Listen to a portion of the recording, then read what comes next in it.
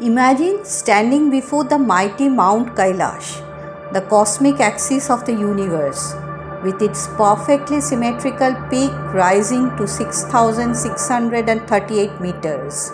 Below you stretch the pristine blue waters of Lake Manasarovar at 4,600 meters.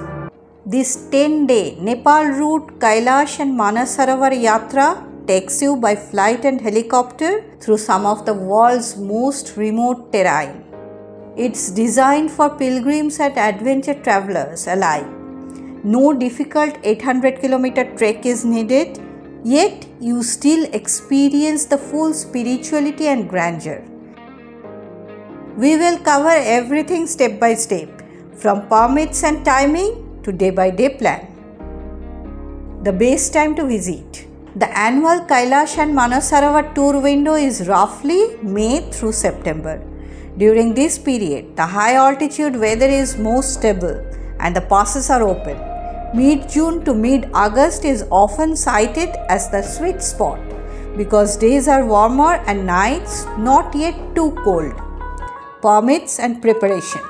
This journey requires several official permits, but a reputable tour operator will handle them. Number 1. Passport. At least 6 months validity. Indians enter Nepal visa-free, that is open border. Since Kailash lies in the Tibetan Autonomous Region, Indian pilgrims obtain a Chinese group visa for Tibet. This must be applied for in India, not in Kathmandu. A Tibet entry permit. This is a special Chinese permit to enter the Nagari prefecture where Kailash Manasarovar sit. A further Tibet permit issued in Lhasa or Kathmandu that allows traveler to travel within restricted zones of Nagari. The remote Hamla region, that is Simikot and Hilsa, requires a special Nepal government permit. High altitude coverage is strongly advised and a recent medical exam is recommended. In short, if you book an organized Kailash Yatra package from a licensed operator, they handle all visas, permits and logistics. The tour plan. Day 1. Your journey begins in Kathmandu, Nepal's bustling capital in the Kathmandu Valley. Wander the narrow streets of Thamel, a colorful tourist quarter full of shops and cafes. Later visit the Pashupatinath temple, one of the holiest Shiva shrines in the world. Pashupatinath, 5th century origin, sprawls along the Bagmati river and is a UNESCO World Heritage Site. Spend the night in Kathmandu. This is your final full-service city stop. Day 2. Today, fly for about an hour from Kathmandu to Nepalganj. Nepalganj lies in the Terai lowland near the India border. This hot, busy town is a stark contrast to the mountains ahead. Use the afternoon to relax and acclimatize. Day 3.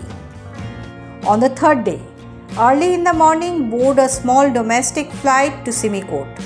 The time taken for this journey will be around 25 to 30 minutes. This is your entry to the Trans-Himalaya. Take a short break here, then catch the helicopter to Hilsa, the last village on the Nepal side of the border.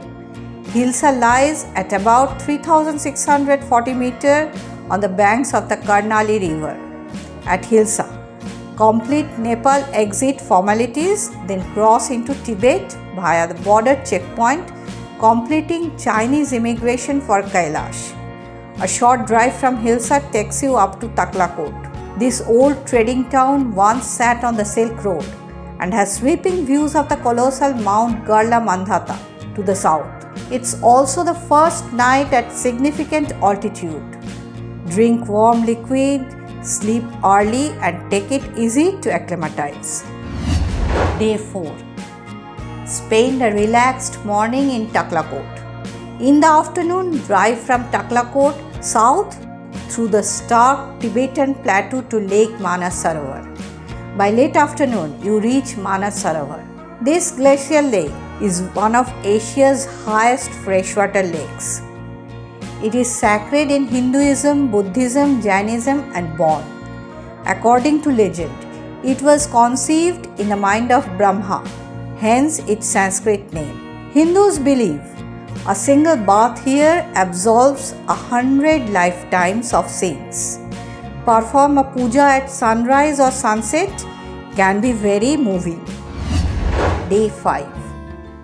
After sunrise at Mansarovar, continue the journey around Lake Mansarovar back north and then onward to Darchen.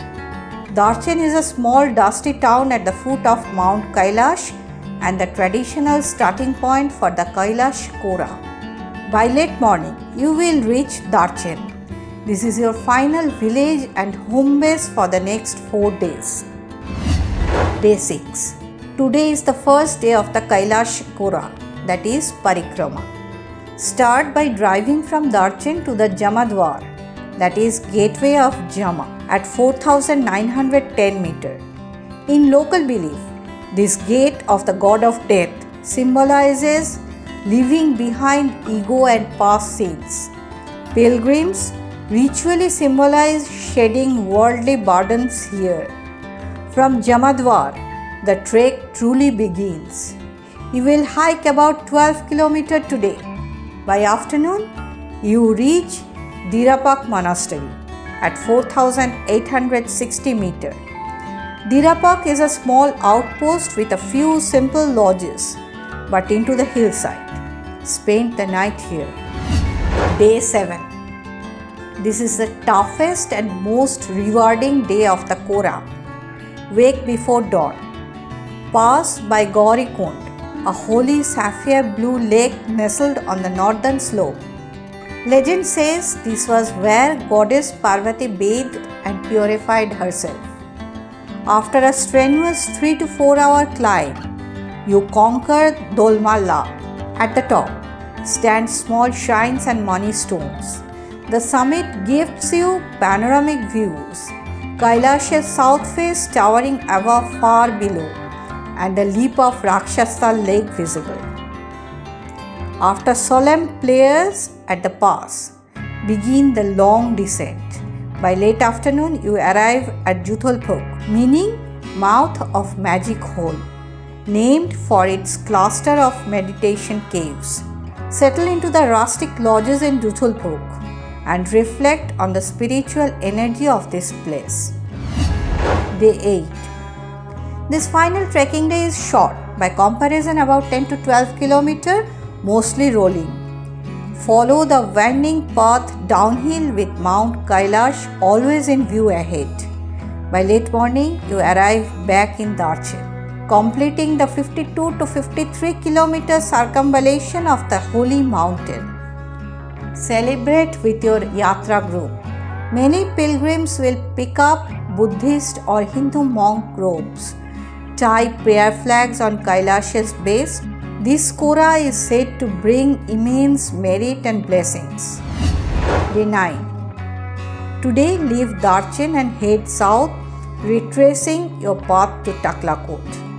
Stay overnight in Taklakot with time to relax in your hotel, take a hot shower and reflect. Day 10. Early morning, drive to Hilsa, complete a Chinese exit formalities and board a helicopter back to Simikot.